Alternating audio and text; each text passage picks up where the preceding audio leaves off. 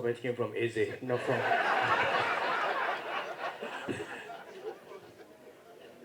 Look, there are a number of issues.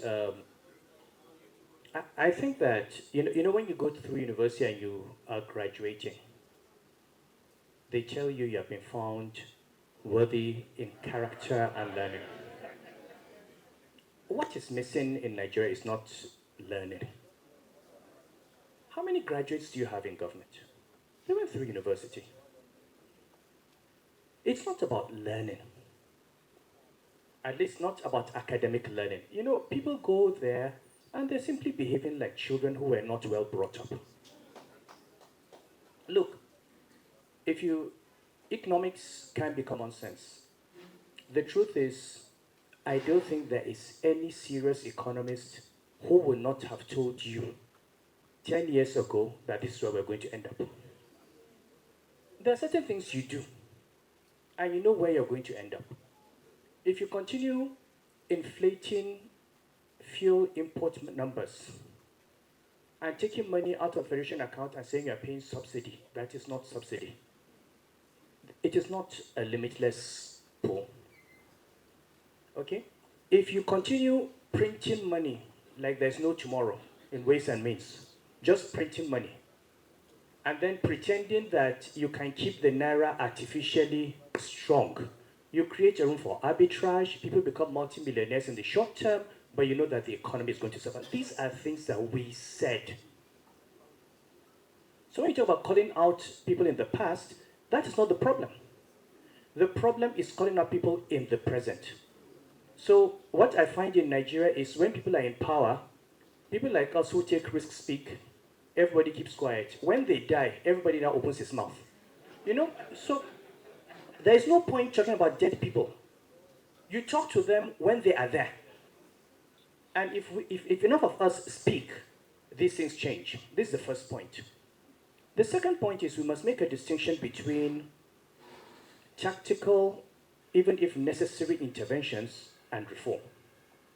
Okay? I personally have an Olisa. We had a debate on subsidy over 10 years ago. I have always said the subsidy regime was unsustainable.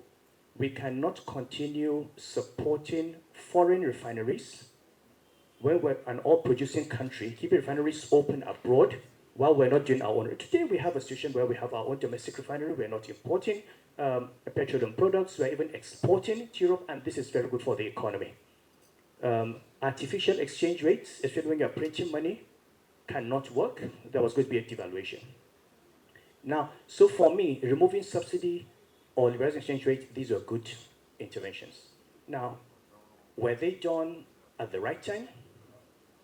Those are certain questions. And were there other things that should be done that have not been done? These are other issues. And I think we must make that decision. So it's not enough to say, oh, they removed subsidy. You had to. When you get to a point where 100% of your revenue goes into debt service, you cannot continue. Where is the money going to come from? However, if you decide to remove subsidy and liberalize exchange rate in an environment of very loose monetary conditions, before you have tightened money supply, the naira drops to a bottomless pit. Okay, so that was a timing issue. Okay, secondly, we've removed the subsidy, we're not spending it. What we should now see is fiscal consolidation. You cannot remove wastages and continue borrowing. Higher thing, and I've said this before. So you need to see the benefits. So if you're not paying the subsidy and you've got the money, why are we still borrowing and borrowing? And what are we borrowing for? So these are the kinds of questions that we should ask. And I think an economic conversation like this is important. The third thing is, and I'm going to stop here after this. Dr. Alex Oti made a point, and I think we should bring that point very clearly. When we talk about the primacy of politics, the first question everybody must ask of a governor or the president or a government is, what is the character of the state? That is what defines everything. Is the state a developmental state that's focused on the people? Is the state a rentier state that is a site for extraction of money by political elite? Is the state a kleptocratic state that just there to serve those who steal? Okay? Exactly. So that defines it. Because if you see governance, if you see being in government as an avenue to making money, all the policies you put in place will be geared towards making money for the people. So this is why these questions are important. Alex contested elections in 2015. He lost. Contested in 2019. Well, he lost. I say he lost not because he was not voted in, but because he was not declared the governor. Okay? It's the same person. Same person. Now, much as we would like to say, oh, Alex Otti, 2023, he walked up, he won because of Labour Party. He won because of a certain move of people saying they wanted a change. Okay? And he was carried by that wind of change. Now, in 2027, if he wins, he will win based on his achievements. Because okay? Because even the people who did not vote for him in 2020 will say, because I remember I said it was the loss of Abia when he lost in 2015. I said it.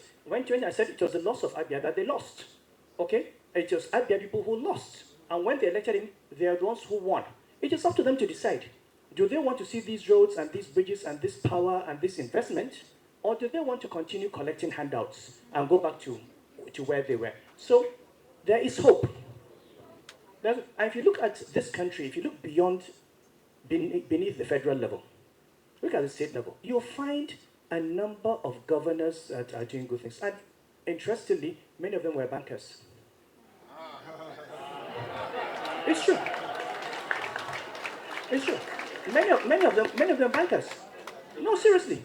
Okay, if you look at Bago in Niger, or Dauda in Zamfara, or Alex in Lagos, or Jite in Lagos, many of these people had a background in finance, okay? Because of the rigorous discipline, okay, and professionalism that you have in that industry, and the sense of targets.